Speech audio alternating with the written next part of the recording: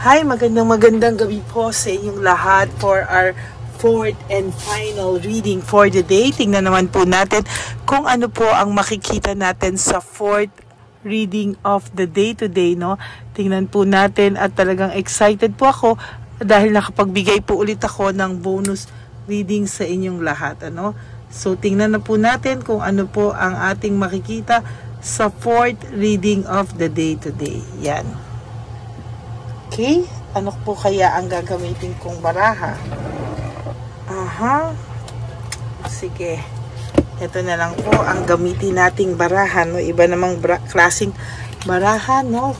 Tingnan po natin kung ano po ang makikita natin dito sa ating fourth and bonus reading for tonight, no? Ayan. Mga bagong baraha po ang ginagamit ko for 2025. I hope na ayan. Tingnan po natin kung ano po ang makikita natin sa ating bonus reading for today. I hope na panood nyo na po yung first, second, third reading at yung insenso, no? Sana po ay inaraw-araw nyo po yun hanggang 7th day, no? Tingnan po natin. Sana wag nyo po itong palagpasin, ano? Talagang sa nakikita ko po ay talagang magiging maganda po ang inyong magiging maganda po ang inyong pasok po talaga ng 2025 para po sa inyong lahat, no? Ayan. Sana po wag nyo po skip ang ads na ito, no? Ang mga ads po please, no skipping of ads. Tulong nyo na po yan sa ating channel para mas marami pa po tayong matulungan na matatanda, no? Yan. Hindi. Barasahin lang po natin muna ulit. Gusto ko po ay random na lang, no? Tingnan po natin kung ano yung mga mahuhugot natin at gusto ko ay maging random po ang ating baraha. Okay, may gusto pong umalis, lumayo, mag-travel, no? Gusto po niya yung alis ng alis, gusto po niya yung travel ng travel kasi gusto niya po na nawawala man lang o kaya ay siya po ay naaaliw kahit papano, no? Kala niya po kasi sa kanyang pagta-travel ay makakalimutan ka po niya, no? Pero sa kanyang pagta-travel, lalo ka lang po niyang naaalala. The more na umiiwas po siyang maalala ka, the more po ikaw pumapasok sa isipan niya. Yun po ang masakit na katotohanan, ano, na the more iwasan ka niya, hindi, Tagalogin po natin. Pilit ka niyang kinakalimutan, pilit ka niyang inaalis sa isipan niya,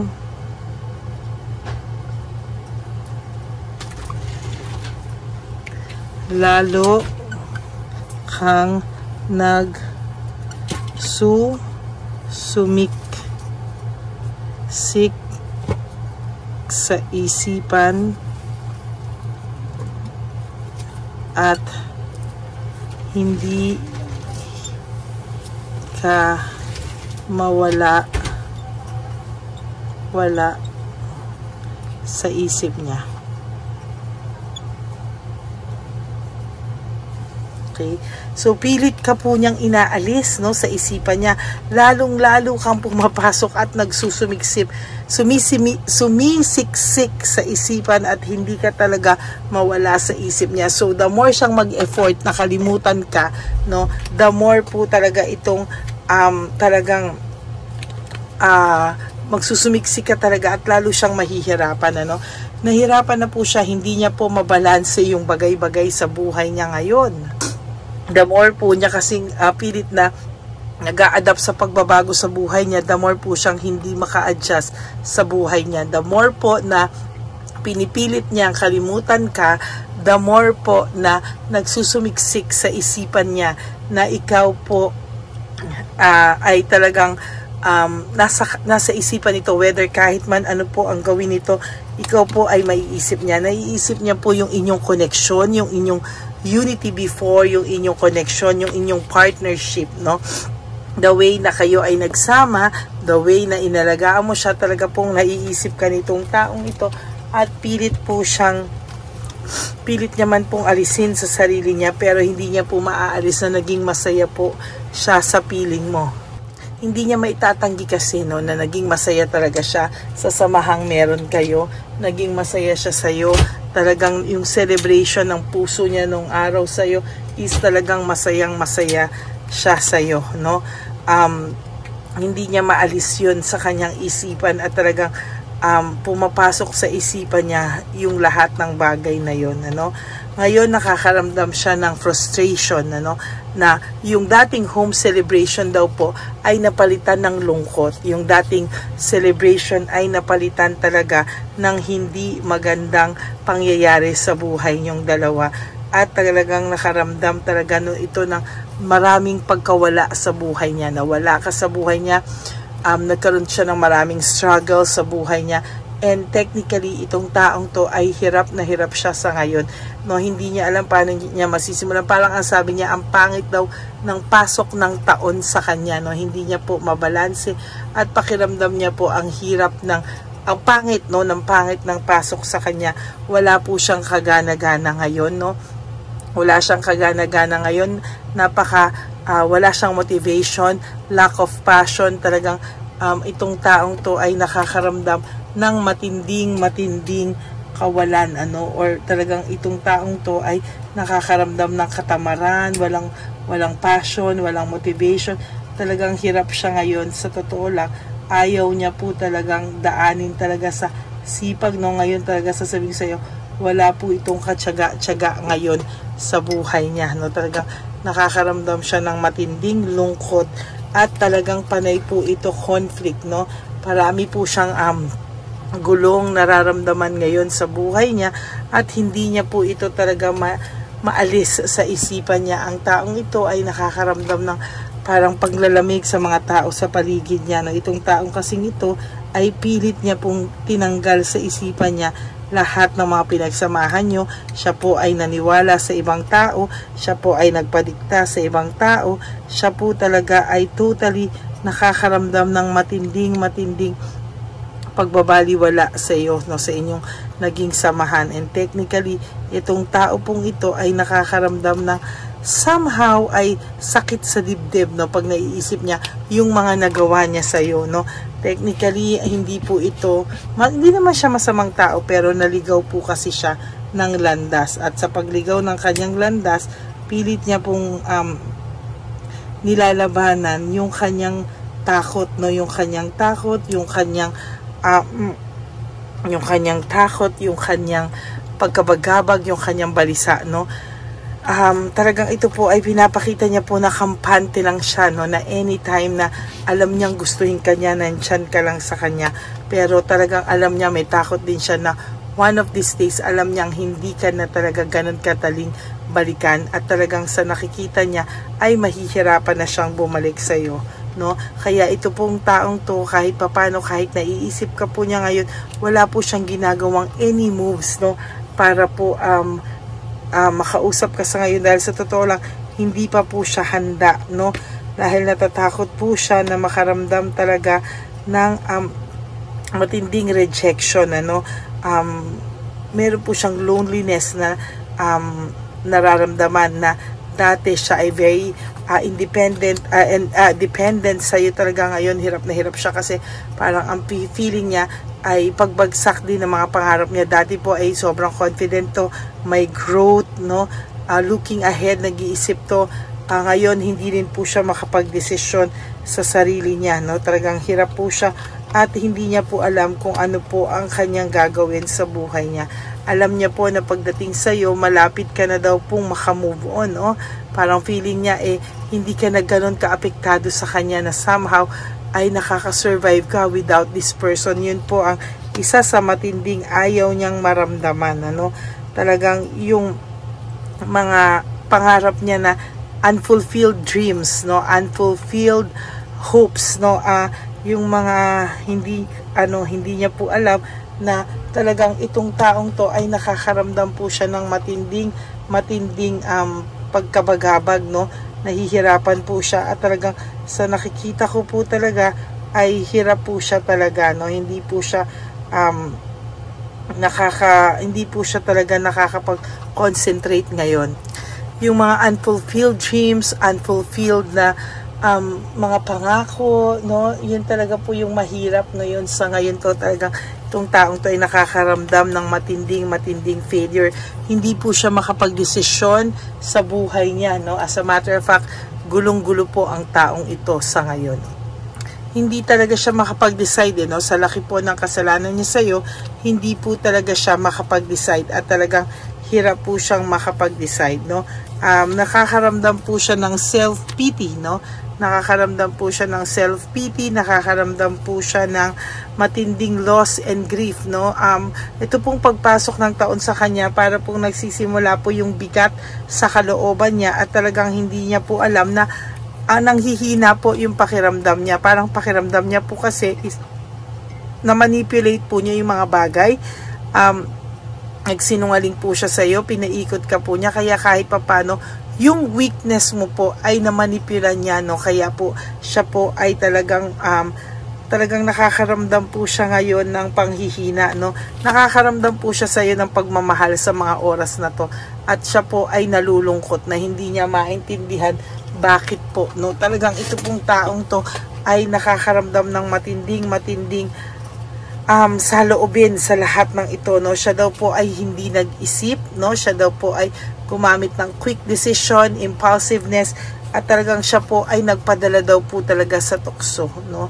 Ngayon po talagang 2025, nagsisink in po sa kanya lahat po ng ginawa niya sa'yo at ginawa mo sa kanya, no? Talagang yung ginawa mo sa kanya kasi is somehow napakabuti, no, ng mga ginawa mo. Hindi ka man po perfect, pero naging mabuti ka sa kanya.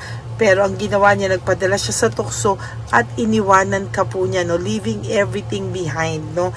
Or for some of you, may pagmamahal pa, pero talagang nadala po siya sa hindi niya po maiwasan yung mga tukso, no? And sa nakikita ko po dito, the tower, no? Sa nakikita ko po sa kanya is somehow ay ayan, no, meron siyang nararamdamang matinding pagkabagsak ng mga pangarap niya, no? Matinding pagkabagsak, at talagang sa nakikita ko dito, hindi niya po tinatantanan ang ang talaga pong sa nakikita ko sa kanya ayan ang nangyari, no? Talagang sunod-sunod po yung disaster. Ayan, no? Sunod-sunod yung disaster, sunod-sunod lahat, no? Yan po yung nangyari, no? Parang disaster, no? Ito po ay isa sa pinaka masakit, masaklap karma na hindi magandang cards, no? Na sa totoo lang po ay nakita po natin ngayon, ano?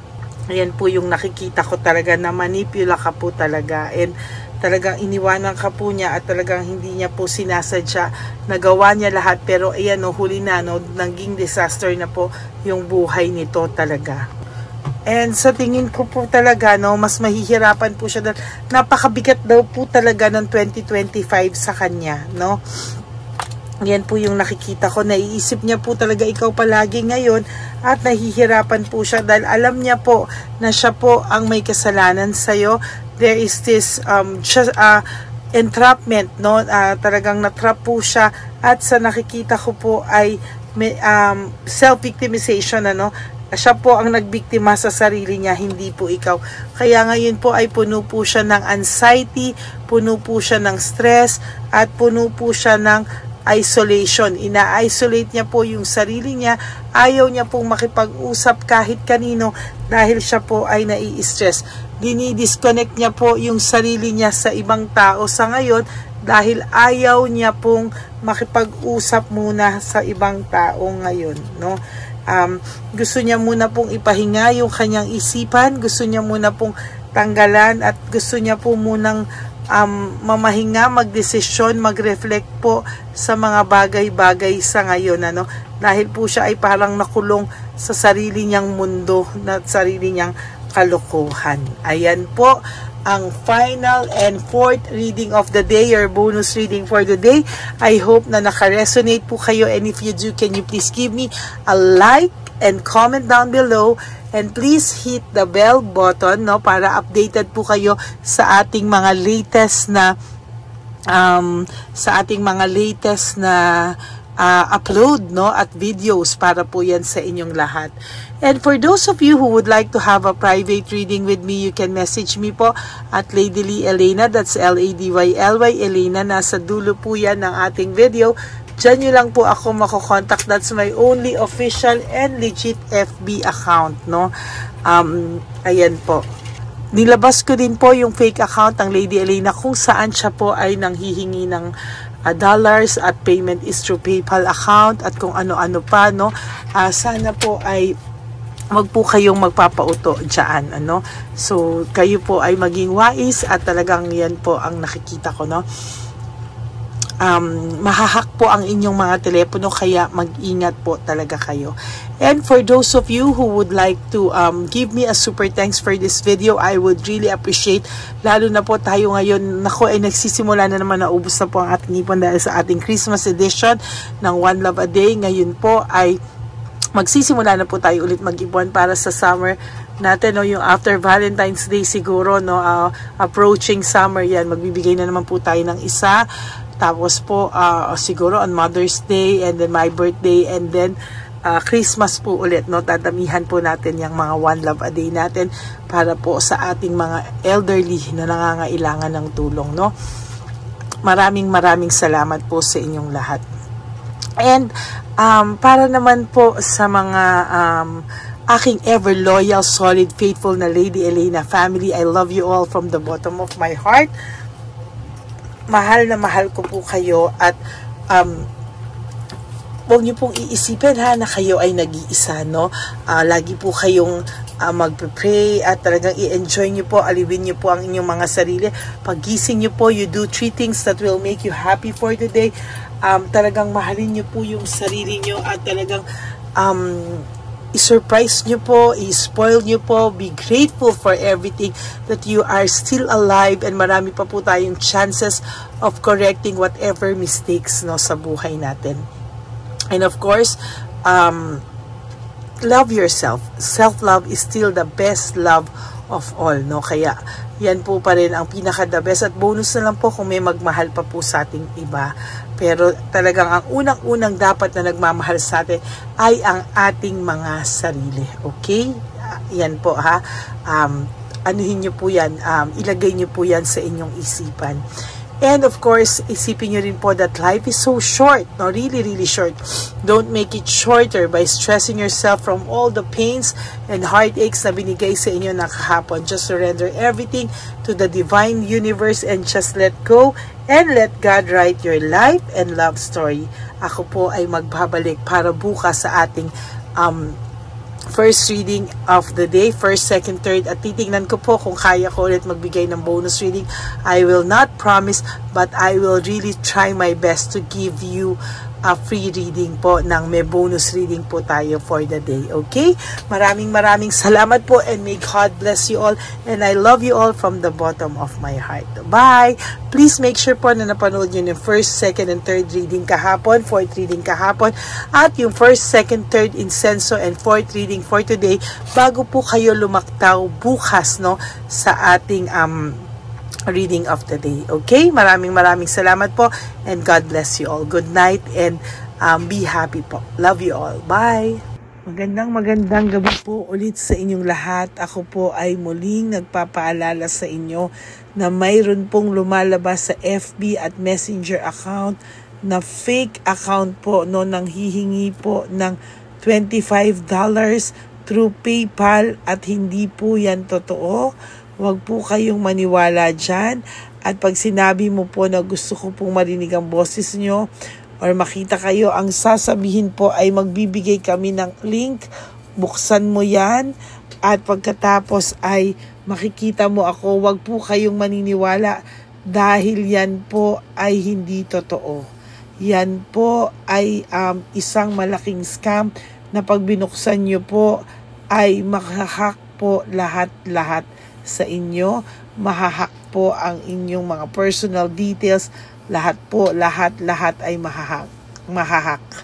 Ako po ay nalulungkot na ito po ay nangyari, ngunit sa talagang may mga tao pong masasama at may mga tao po talagang hindi makatiis na hindi gumawa ng masama sa ibang tao.